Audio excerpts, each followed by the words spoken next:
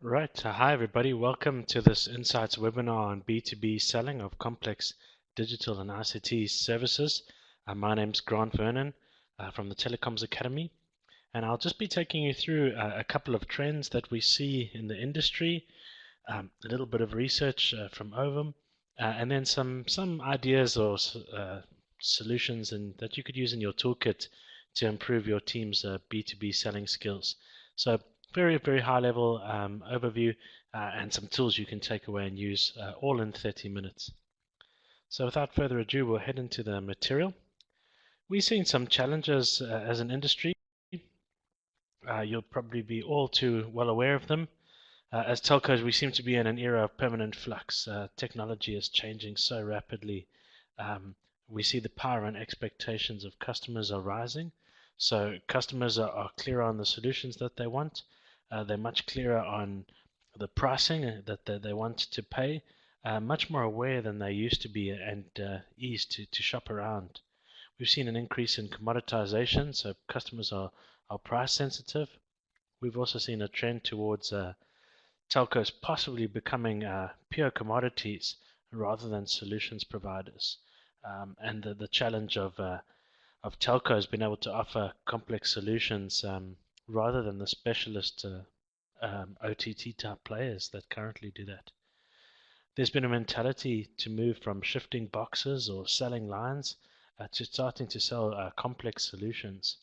We've seen complex solutions selling in the SME space, in the B2B space, and that's a challenge as it requires a whole lot of new skill sets from the skills and techniques that we used as telcos to become so successful. We're also seeing challenge of disruption from competitors appearing in all parts of the globe and attempting to take ownership of parts of the value chain. So many people are saying, why would I want to buy my complex solutions, ICT solutions from a telco? We see the telco as someone purely for communication services. Why would I choose you and not a specialist company? So these are some of the challenges that B2B sales teams are coming up against. So we've got some work cut out for us, but lots of opportunity. So we noticed that many telcos see B2B selling customer experience delivered through one seamless channel where you've got a strategic B2B account manager or a sales team that can be the face of the business and differentiate and compete for customers and any solutions that they might have. Those solutions could be anything from ICT services to data centers to custom built software, cloud solutions. Lots of opportunity if we can get it right. We're finding that landscape is very dynamic and fluid, and Ovum are recommending that telcos should approach the challenge progressively. So get a really clear analysis of our current level of ambition, our current state of maturity, the skill sets and opportunities that we have, and then craft your B2B solution from there. We've noticed very few organizations that have yet embarked on the complex, risky, and potentially really expensive transformation to seamless B2B account management. But we see that those that successfully are able to will be far more nimble, relevant, and differentiated than their competitors. So gone are the days when we could afford to just sell boxes or sell lines. We've got to be able to develop lean, agile solutions for our customers. So those telcos that are able to do that will experience above average levels of growth, profitability, customer retention, and greater customer lifetime value. What we're noticing is the cost of acquisition is obviously much higher than retention. So if you're able to have a seamless B2B solution that will retain and develop that customer, it's quite easy to grow the revenue and profitability over time. This is the landscape that we currently see in the telco B2B space. So you'll notice the three silos, and in most telcos, there are three distinct silos or operating spaces. We've got the B2B sales sitting in the front office with all the other customer-facing services. There's some self-service, voice of the customer, online type interaction in-store, and B2B currently sits within that space. In some telcos, the B2B team is the face of that. Others would force the customer to link into some of those front office channels with the B2B account manager purely during the initial account building phase. The challenge we're seeing in the back office is that most telcos are really suffering from the silo effect, which is that there's teams focused on one particular aspect of the business without the entire enterprise resource planning strategy as their key focus. So in most telcos, we've got to focus on finance, human resources, engineering, project management, data services, CRM, each with their own mandates, their own KPIs and targets, almost like different businesses within the telco. And there's no clear alignment between them, the B2B team, and the customer. One of the other challenges that we're seeing in the telco space is the development of external networks. As telcos work to become complete solutions providers outside of the traditional services, we're building a supplier network. Some of those would be pure subcontract or supplier. Some are partners.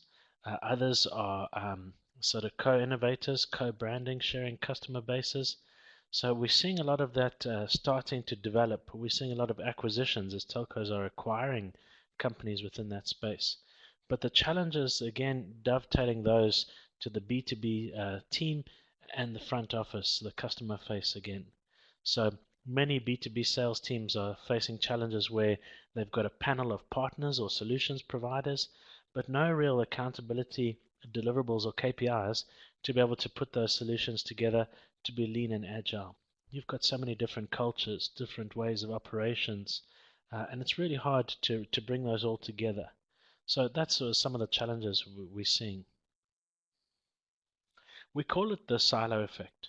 So most telcos that we see at the moment are somewhere towards the bottom of the scale in terms of coherence as an organization. Does the customer see all of your departments as one entity focused on their experience? And that obviously affects the customer's experience and engagement.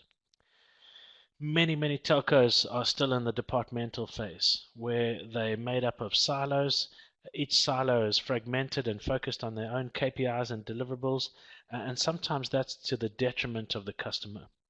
We see many B2B account managers and consultants caught between a rock and a hard place, as they're the face of the business. They're accountable to the customer to deliver these solutions, but the departments or silos in the background, in the back office, may not necessarily have the same alignment or the same KPIs. So that's a massive challenge right now, especially in the B2B space. We've seen some telcos develop what we call a multi-channel approach. In the multi-channel, we've seen some basic integration between front and back office, but still some elements of silo. So things like integrated systems, integrated billing, integrated call centers and customer care, some kind of integration to support the B2B team and to give the customers a more seamless experience in their customer journey. But again, still the challenge of silos, each with their own focus, their own KPIs, and their own deliverables. So not purely focused on the customer and aligned as the total business or company. Still early days, but we see B2B developing into an omni-channel customer experience, and the ultimate would be customer adaptive. In omni-channel, it would require CEO or board level sponsorship, enterprise-wide commitment, and we'd create or transform the business into one seamless vision for the customer. So the customer's journeys would be mapped, the channels would be integrated. So anyone from any silo, from technology to procurement to project management, would be focused on delivering that B2B promise to the customer. Whereas now, the challenge is that it's almost like separate businesses with no sense of perhaps urgency or accountability. In a perfect world, we'd see CEO-led sponsorship. You would have seen this in some of the very agile, over-the-top type players, the Googles of the world, where there's board-level sponsorship focused on business development at a CXO level, continuous innovation, and a whole lot of money being directed into developing the business, new models and new disruptions and opportunities. To give you an example, Microsoft, Facebook, Google, spend anything from 15 to 25% of their revenue on research, development, and innovation. As telcos, um, we don't know the exact number, but I would guess between 1 and 2% on research, innovation, those type of numbers. So again, it's really hard to be customer adaptive um, if we aren't putting the KPIs, deliverables, and financial investment behind us. But I think the markets may force us to do that transformation. Those of you in the B2B space are probably feeling that pressure already. So, like it or not, we'll get dragged there eventually. So we'd love to see the ultimate telco develop to have a customer adaptive enterprise intelligence layer that would be one face to the B2B customer. It would integrate all the relationships seamlessly for the customer, from front office to back office to external partners and solutions providers, all seamlessly delivered on one platform. So we're not seeing many examples of that yet, but that would be the ultimate if we could build that. And some telcos are making progress towards that. I'll share with you some other reports at the end of this Insight webinar if you'd like a little bit more research. So we are seeing some trends developing towards that. So keep that in the back of your mind if that's your space. How could we build agile business systems, break the silo effect, get alignment of KPIs and deliverables amongst teams so that there's one focus on the customer that integrates the front office, the back office, and our external partners or suppliers seamlessly. So the key message that we're getting from this is that the vision, culture, structure, workforce, skills, KPIs, and IT support systems, billing systems of a telco must all come together and be unremittingly focused on the customer. One seamless customer platform, regardless of what's happening in the background. We're noticing that B2B teams are already and must become more customer adaptive. So they should be able to sense, respond, and adapt at the right frequency to be persistently relevant to their customers. The challenge is if that back office integration is not there, it really stops B2B teams from becoming fast to market and adaptive. We're noticing that the customer adaptive telcos or enterprises exhibit two critical characteristics that go to the heart of that customer centricity, that customer relevance. They deliver consistently superior and rewarding customer experience. So in the B2B space, the customer service and the follow-up is seamless, and they're constantly working on innovating, developing continuous innovation in products, services, and business models. Now, it makes sense that telcos won't be expert in every area of this value chain, so we'll need to develop stronger partnerships and better integration with those partners. So again, as the customer, that solution is seamless. You may have a panel of solutions providers. Can we deliver seamlessly to the customer with B2B at the face of that solution? So currently there are few organizations that are this advanced, but every enterprise will need to move towards this to remain viable. And have to. It's essential that we make this transformation. That said, it requires substantial transformation investment in terms of systems, integration, and even culture change as we're creating this new operating model. So the things that made us successful as a telco in the past are not necessarily things that will make us successful in the future. So as B2B account professionals, we've really got to be focused on transforming the business and its alignment at a CXO level. So lots of opportunity. So that said, we've got some challenges, we've got some opportunities, but as B2B selling teams, our customers are under pressure to continue to deliver on sales performance. We've noticed an erosion in revenue and EBITDA due to increased competition over the top services. So there's a lot more pressure on B2B sales teams to deliver on sales targets, hit goals, maintain EBITDA, avoid price wars and discounting, and coach their teams to success. There's some resource challenges. We're seeing many B2B teams suffering from recruitment freezes, capex or infrastructure freezes, as the finance teams are trying to optimize EBITDA and maintain our profits. So it's pretty tough in the B2B space. Being asked to deliver on higher and higher sales targets, better profitability, perhaps without not all the resources that you'd need to deliver on that. So one of the other trends that we'd say to B2B account managers is you've really got to learn to speak the language of the finance team, to speak the language of return on investment, and perhaps fight for the additional budget that you might need. So it's imperative that we keep up our sales and meet our sales targets and performance goals. But as B2B, you need the resources to be able to deliver on that. So sometimes in a space of cost cutting, restructuring, there's a shortage of budget and resources, and it might take some work to motivate the return on investment to get your company to put money into these type of things. It takes money to build solutions, build partnerships, create this sense of innovation, and make sure that we've got all the integrated systems and highly skilled team members that we need. We're noticing a trend of skills migration. So the top B2B salespeople are definitely being aggressively headhunted. We're noticing a trend where top B2B salespeople from outside the telco industry are being brought in to try and cross-pollinate our skills as we try to build a customer-centric ICT telco solution and rather the old traditional voice and data. So those are some trends that are quite interesting.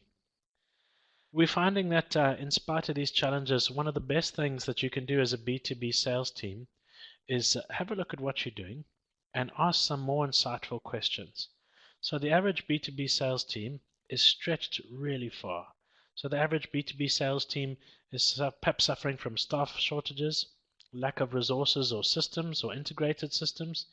They're probably suffering from a lot of client contact. So because of that silo effect that we mentioned earlier, the B2B account manager may not have all the support that he would need to deliver to the customers. So many of our students and clients are spending a large proportion of their day on service calls, operational issues, rather than actually face-to-face customer selling time. So have a think about these questions and what you could do differently. So what are our sales team's current activities? How are our efforts being distributed? Is our team spending too much time on service calls, operational issues, client visits, or in the implementation phase of the sales cycle? So we're noticing that B2B is the face of the telco to the customer. So the customer doesn't want to deal with the business, they want to deal with that individual person, and they hold them accountable for delivering on that solution. So when there's some silo effect, when there's some breakdown in our delivery, it takes away time, productive time from the B2B development, dealing with all these operational and implementation issues, where ideally we need a seamless team and systems behind to deliver on that, freeing up the B2B team to focus on other opportunities.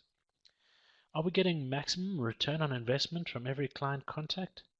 So we're noticing that the skills that made us successful historically as telcos are not necessarily conducive to selling complex solutions. So it could be that the sales techniques that worked for teams 3 or 5 years ago aren't necessarily going to deliver as we sell new complex solutions. So are we using the right interview techniques, marketing material, client contacts to uncover these new needs, areas where clients may not perceive us as an option to deliver that service, where we haven't shown our skills? We often get customers saying, why would I want to choose XYZ telco when I could bring in a specialist, a Cisco and IBM? Why would I want to take the risk and bring in a telco that's new to that space? So at every single client contact, we'd want to be educating our customers and uncovering these opportunities that we could possibly partner with to develop. Is there something different we could do to uncover new opportunities or customer priorities? And we'll cover a little bit of that later on as we touch on key account management and some strategies for that. Are we offering too many solutions? So we're noticing that the knee-jerk reaction of telcos is to try and be the be-all and end-all. So pretty much anything that you need, from CCTV to ICT to cloud to data centers to security, you name it, we offer it. And what we're noticing is that your average B2B salesperson can't possibly sell so many solutions confidently and effectively. So it could be that we're offering too many solutions. Could we refine? Could we choose those that are the most important opportunities that merit attention? What are the most valued for the client? Could we refine that down and focus a little? We need to have a look at what opportunities are risky opportunities to pursue based on effort, size, and momentum. So the challenges as telcos, we've been called to deliver solutions that are not part of our core business. That obviously brings some risks. There's a learning curve, there's mistakes, there's expenses, and we need to be talking about return on investment all the time. Is that investment going to add to our size, momentum, and return? Perhaps not short term, but possibly longer term. Are there deals that have stalled that we could save? So again, we're noticing most B2B account managers in a state of overwhelm. 80% of their productive time has been taken up with implementation and customer challenges, lack of integration, lack of systems and billings. So they're not putting, or possibly not able to put as much time and effort into deals as they would like. So I think as a high level view, to keep looking for deals that have stalled, could we bring in solutions providers to reignite those type of opportunities? Is there something different that we could do? We say, do you really and clearly understand the customer's priorities? So very often we think we understand the customer's business in terms of our legacy, our telco space. But we've seen disruption across many industries that might be changing our customers' priorities, possibly without us knowing. Simple things like the world's largest taxi company has no taxis of their own. The world's largest hotel group has no properties of their own. Australia's largest bank has none of their own deposits to lend. So right across industries, retail, automotive, service industries, we're seeing massive disruption that may uncover new opportunities with our clients that they might not even have noticed yet, or have noticed and they aren't sure how to deliver on. So massive opportunity for us as telco B2B to consult, advise, and develop on this. We say if you only had fixed bandwidth, limited time to allocate in the next few days, what opportunities would you and your team focus on? Is there some way to cut through the noise and find where we should lever our efforts? Work your immediate pipeline smarter by identifying high probability deals, working on those first, but maintaining the long haul as we work to discover and develop new opportunities and new spaces and new solutions we can offer. Some of the best teams are asking, where's the weakness in our sales process? So there's some challenges in terms of integration and systems. The processes that worked for us as telcos are not necessarily the same for ICT complex solutions. Is there a drop-off between stages, and could we take that and use that information to adapt our systems or our partners or the way that we sell? Could we troubleshoot, support, or systemize these areas with a goal to increase conversion? We're seeing many B2B account managers struggling to get support material or technical backup when they're putting together these complex solutions with multiple partners. So is there any way we could systemize that, troubleshoot, or support them better? And do our consultants need more coaching or training in a particular area? You're taking someone who was expert in one or two particular areas and asking them to become almost like a solutions architect. So obviously we've got a pre-sales team, we've got technical backup, but sales consultants will need to develop a lot more technical consultative selling skills as we grow in this area. Lots of different skill sets will be needed. We'll be having a look at how our orders trending over time versus our goals. So customers are suffering from economic challenges, geographical challenges, industry challenges, and disruption. So by analyzing all of that big data and trends, we should hopefully be looking for declines in opportunities and new areas where we could grow and develop solutions. Is there a segment that's no longer contributing to our growth, or perhaps taking too much of our time and focus?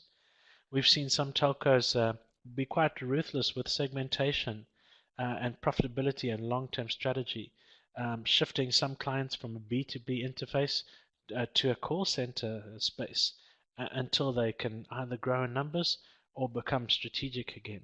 So we've got resources. We've really got to be clear about how we focus it. And is there a growth segment that we can shift our focus to?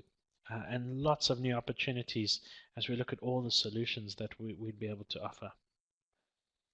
How many opportunities do we win versus lose? It's a really good space to find out from our customers who are they using, how much are they spending, and what would it take for them to choose us, the telco, as that solutions providers. So many common objections say, why would I choose a telco when I could choose a specialist in cloud solutions, data centers, all of those type of solutions? So it's up to us to measure what we're doing and try and improve those numbers by improving our skills and offerings. So team members with consistently low win rates can be coached on the type of activities that produce higher wins, and a lot of that is becoming clearer on the value that they offer, the value that our solutions offer. So you'll find that if you're selling on features alone, we're in really, most of our customers are in price sensitive markets.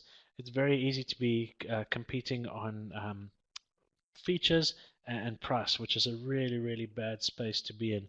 No one wins in that space. You'll find that if you're the solutions architect, you're offering a lot of value, so the perceived value of your solution is greater than the costs. Suddenly, customers become less price sensitive and open to spending more money because the perceived value is more than a pure commodity. Having a look at why we lose deals, was it a case of us not having the right solutions? Possibly the pricing. We're noticing some B2B teams managing the customer's financial expectations, having bronze, silver, and gold offerings so that they can fit the different price points of the customers. And some of our best B2B sales students are managing customers' expectations. One of them said the other day to the customer, are you after the Lexus or the Toyota? So both the Lexus and the Toyota are great solutions, great value for money, but very different deliveries and connotations. So you can't expect to walk into the Lexus showroom and pay for the Toyota. Both would probably do what you need, but you need to be really clear on the value that you're after. We're noticing also, because of a lot of disruption in different industries, a lot of reorganization and structure changes, B2B sales teams are losing deals or delaying deals because of things like politics, approvals, channels, and some kind of blockage in that process. So worth putting a lot more time into trying to develop those relationships and get really clear on this organizational structure and stumbling blocks. You could have a look at the profile of won and lost deals. Look at the composition of lost opportunities to look for new trends. So it could be that segments of customers are actually looking for new things that we may not even have spotted yet, but the data is there telling us that there's opportunity. If you've got recurring issues in terms of service, delivery, and systems, there's whole new opportunities to refine, fix that, and then turn that into a product for someone else. So one of our customers in Mozambique built a firewall solution for one of their customers, and it worked so well that they were able to take that capex investment and turn it into a solution that they've sold to many of the other customers. So those issues or challenges that we're coming up against could be whole new opportunities. We've seen telcos do that with things like CRM and accounting software, where they built a solution for one client and they were able to roll that out across other verticals, other customers. So lots of opportunity if we're willing to be agile and innovative. We'd really encourage B2B sales consultants to do some strategic account planning, to come up with a really solid a plan and a focus for how to manage their customers, especially with the time pressures that we mentioned earlier. So a strategic account plan is designed to help you stay effectively prepared and focused on the customer's business objectives and goals, realizing that those objectives and goals are probably being disrupted and changing all the time, just as our industry as telcos is changing. So the plan will help team members ensure they achieve the planned results, give a consistent experience to the customer, so simple documentation to keep us consistent and aligned, and ultimately let us identify how we can make a positive impact on the customer's business, deliver them ROI, and unlock new business and opportunities. So quite interesting how many telcos have got unstructured or non-existent account planning, where we operate on a wing without necessarily some structure. So the strategic account plan is quite a nice tool to bring some systems and consistency to how we interact with the customer and unlock new opportunities. One of the trends that we're noticing with some of our students and customers is that in many telcos, we rely on one principal contact in the business. So as we deliver our products and solutions, we may have a relationship at CXO level that drives the entire deal. With the disruption, retrenchments, and restructuring that we're seeing across industries, we realize as B2B, we've got to be developing contacts across the business. So we say ideally you'd want 9 contacts minimum across 3 levels. So we'd want to deal with the purchaser, the user, and the influencer at a technical, business, and a finance level. So can you imagine the power if you have some sort of relationship, feedback with different people with different vested interests at different areas, silos, or levels of the business? One of them could move or get rid, and your key account wouldn't take any upset. You'd still have all the contacts in place to go and develop the account further. You'd also be able to unlock lots more opportunities as you'd have data, suggestions, and needs from a large variety of people. So have a think of that 3 by 3 and how you could build that. Now, obviously, we need to prioritize. So we're not going to go into this much detail for every single B2B customer. We'd need to be strategic and pick the customers with the current highest value or highest potential value. So in some of our telcos, we're seeing account managers managing anything from 50 to 200 clients and building this sort of information at less frequent intervals. We've seen some of this information be automated or done by call centers. And in other companies, we see a real face-to-face personal relationship developing this. So a lot of time and effort being invested in B2B selling at all levels of the business. So lots of different ways to do it. Things that you'd want to highlight in your strategic account plan would be the business highlights of your customer. What are their key issues and challenges? What are the disruptions happening in the industry? What are their drivers and initiatives? What are their strategic focuses? Once you know those, you can tailor make your solutions to their deliverables. So you're no longer selling a product, you become essentially a partner to them. So it sounds quite cliched. Lots of sales training says become a partner, become a trusted advisor. But that strategic account plan with the properly worded consultative selling skills can really start to unlock those opportunities and build relationships. At all stages of the account plan, we'd want to be looking for trigger events. So significant developments in structure, market, competitive, or economic changes. Major achievements or setbacks will all open opportunities. Changes in management and restructuring are happening across industries all the time, and changes in the competition and disruption. So you almost need to be developing your key account plan and updating it depending on the size and priority of the customer, anything from twice a week to once a quarter. We live in such a world of constant change and flux that the customer's environment and landscape can change overnight, unlocking new opportunities for us as telcos.